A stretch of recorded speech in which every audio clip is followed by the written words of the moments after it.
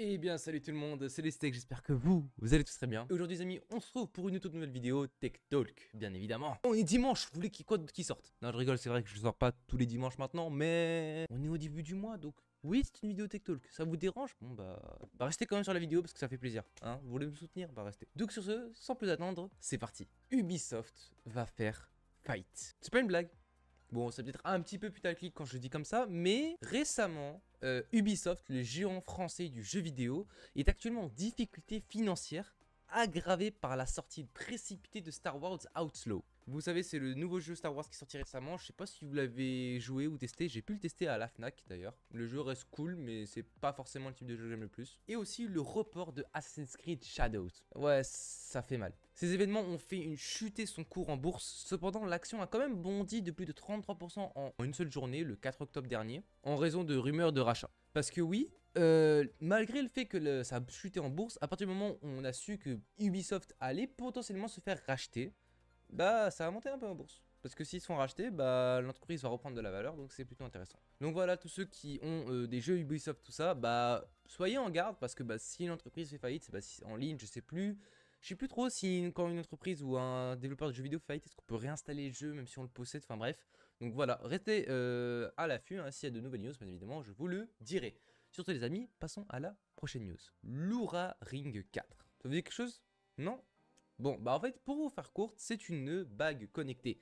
Et c'est la bague connectée qui fait actuellement concurrence à la Galaxy Ring. Alors, je sais pas si j'en ai parlé dans une ancienne vidéo news, mais la Galaxy Ring, pour ceux qui ne savent pas ce que c'est la première bague intelligente que Samsung a sortie récemment. Elle était sortie en juillet dernier et l'Oura, marque pionnière dans le domaine des anneaux connectés, revient avec une 4e génération qui se distingue avec des capteurs plus discrets et un design en titane, offrant une meilleure précision des données de santé comme le sommeil ou les activités cardiovasculaires, ainsi qu'une autonomie améliorée de 8 jours. 8 jours les amis, c'est colossal. Alors oui, c'est vrai qu'il n'y a pas d'écran, donc ça donne un avantage, mais 8 jours pour un truc qui donne des infos sur le sommeil et tout ce qui est cardiaque, tout ça, enfin, c'est pas mal. Et sera disponible en 6 coloris à partir de 399 €. Comparativement, le Galaxy Ring semble en retard, notamment sur le plan des fonctionnalités et du design, ce qui laisse Oura en avance dans la course technologique des anneaux connectés. Le Oura Ring 4 sera disponible à partir du 14 octobre 2024, soyez à l'affût,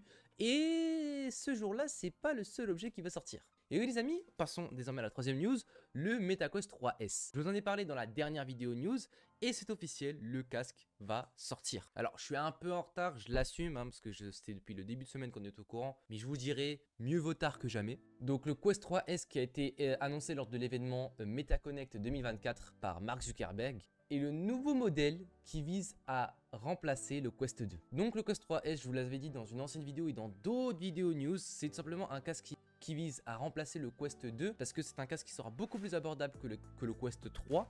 Voilà, avec une qualité qui reste tout aussi élevée par rapport au 2 et le même processeur que le Quest 3. Après, il y a quand même quelques différences par rapport au Quest 3 et au Quest 2 parce qu'ils combinent un peu les deux avec des lentilles Fresnel qui simplement, ceux qui sont pas les pancakes. Les pancakes, vous savez, c'est lisse et tout. Bah, les Fresnel, c'est ceux avec un peu les sortes de petits ronds. Il intègre donc quand même le Snapdragon XR2 Gen 2 du Quest 3 ainsi que des manettes Touch Plus avec des caméras pour le suivi. Ces caméras ont été réarrangées pour un meilleur suivi dans l'obscurité grâce à l'ajout de la lumière infrarouge, bien qu'il perde le projecteur de profondeur. Malgré une batterie plus petite, il offre une autonomie légèrement meilleure que le Quest 3. Oui, pour un modèle moins cher, on a une meilleure autonomie. Et le Quest 3S sera disponible à partir du 15 octobre au prix de 329 €. On va pas se mentir que c'est pas mal. Les précommandes sont déjà ouvertes actuellement les amis, mais l'arrivée de ce Quest 3S aussi ferme un produit qui ne sera plus en vente. Donc si vous l'avez, sachez les gars qu'il va devenir plutôt rare, le Quest Pro.